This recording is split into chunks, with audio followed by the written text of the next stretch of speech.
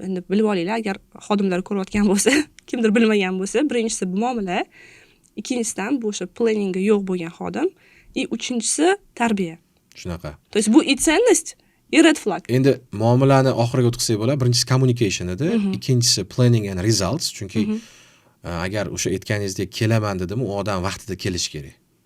Uchinchisi bu o'sha tarbiya va muomala. Chunki odam tarbiyasi va muomalasi bo'lmasa, u bilan biz ishlay olmaymiz. Chunki men ham sizga juda yaxshi muomala qilaman. Men o'zimni shunaqa tarbiyamdan kelgan holda. Hamma uchun.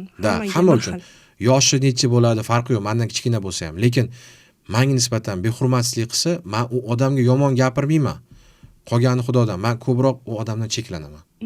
Men o'zimni energiyamni saqlayman.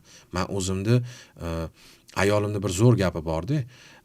Biz deydi, har doim o'zimizni tinchligimizni asrashimiz kerak. We have to protect our peace.